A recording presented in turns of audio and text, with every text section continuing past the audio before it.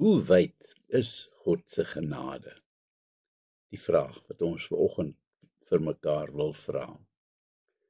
Ons lees Efesiërs 3 vers 17 tot 19. Is dit dan werklik nodig om dinge weer en weer te herhaal? As jy 'n ouer is met jong kinders, sal jy sekerlik weet dat jy elke aand met badtyd dieselfde ou rympie moet herhaal. Was agter jou ore, onthou jou hare, moenie die hele badkamer nat mors nie. As jy dit nie weer en weer herhaal nie, gaan dit net eenvoudig nie gebeur nie. Maar ek is mos nou nie 'n kind nie, sou jy dalk wou protesteer. Al miskien. Maar daar is sommige dinge in die lewe wat jy oor en oor moet hoor. Anders vergeet jy baie gou en jou geloof verswak. Paulus is inderdaad in hierdie opsig ook geen uitsondering nie. En op alle moontlike maniere herhaal hy die feit oor en oor dat gelowiges hulle redding alleen aan God te danke het. Op geen ander manier is daar redding behalwe deur Jesus Christus nie. As God die gelowige nie gered het en sy kind gemaak het nie, sou hy beslis verlore gewees het. Kan dit ooit genoeg gesê word? Uit eie ondervinding weet ek dat as ek dit nie dikwels hoor nie, begin ek naderhand daarvan vergeet en dink ek dat ek my eie heil kan uitwerk. Ek begin glo dat dit my eie prestasies en goeie hoedanighede is wat vir my redding bring. Paulus doen in hierdie skrifgedeelte voorbidding vir die lesers. Dalk het Paulus dit so nodig gehad op hierdie stadium in die tronk om 'n saggie aan homself te dink en dalk vir God te vra om hom te verlos uit sy ellende. Tog is daar nie eers sprake van nie. Sy gebede gaan nie oor sy eie ellendige lot nie, maar oor diegene wat sy brief lees. Let egter mooi op waaroor sy gebed gaan. Dis beslis nie oor materiële dinge nie. Nie dat hulle groot rykdom sal hê of dat dit liggaamlik met hulle goed sal gaan nie. Nee, sy gebed gaan oor die belangrikste van alle dinge, dit wat werklik saak maak. Hy bid dat elkeen wat die brief lees, en natuurlik sluit dit ook vir jou en my vandag in, innerlik, oftewel geestelik, sterk sal word. Dat God deur die Heilige Gees vir ons daardie krag sal gee uit die rykdom van sy heerlikheid. Daardie wonderlike kragbron is tot ons elkeen se beskikking.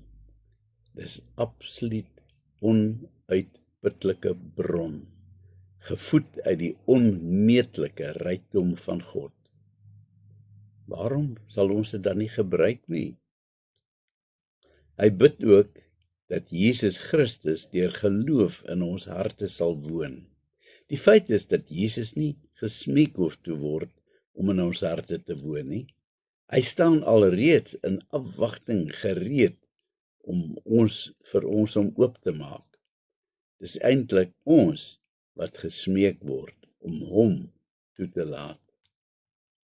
Verder bid Paulus dat ons in liefde gewortel en gegrondves sal wees. Jesus het alreeds alles gedoen. Hy het ons vrygekoop, saligheid en lewe gegee en boonop ook vir ons nog die Heilige Gees gegee. Hy het selfs vir ons 'n voorbeeld kom stel van hoe om liefde prakties uit te leef. Nou smeek hy by ons om ook daardie liefde in ons lewens te implementeer op alle lewensterreine. Nee, nie sommer net hier en daar 'n blytjie van liefde nie. maar dit moet 'n integrale deel word van ons daaglikse bestaan.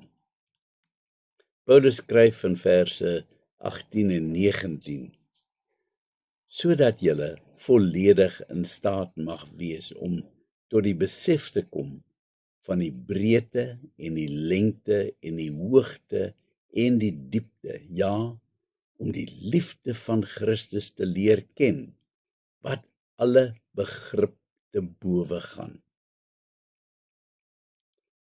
Ek dink nie, ons kan ooit begryp hoe ver Jesus se liefde strek nie. Deur egter liefde te leef, begin jy so 'n ietsie ervaar van die onmeetlike omvang van sy liefde. Paulus se gebed is dan ook dat ons intensief bewus sal word van daardie liefde wat alle verstand te bowe gaan. Hy wil hê dat ons totaal en al vervul sal word met die liefde en daarmee saam die volheid van God. Jy sê dalk dat hierdie hoë gedagtes alles slegs wensdenkery is. Nee, beslis nie. Dis binne die bereik van elke gelowige. Maak net jou hart, jou lewe, jou verstand oop vir dit en die Heilige Gees sal die res doen. Wanneer dit dan die dag met jou gebeur dat jy meegevoer word tot 'n geestelike hoogtepunt, durf jy nooit geestelik hoogmoedig raak nie. Dan moet jy besef waar jou krag en spiritualiteit hulle oorsprong het. Dit is God alleen wat jou daardie dinge onverdiend kan gee en nog oneindig baie meer as wat ons menslike verstand kan verwerk. Ja, aan hom alleen kom al die eer, lof, dank en aanbidding toe. Ons durf nooit ooit die eer vir onsself toeëien nie, want in hom, deur hom en tot hom is alle dinge in die hemel en op aarde. En dan besef ons net weer eens, God is waarlik liefde.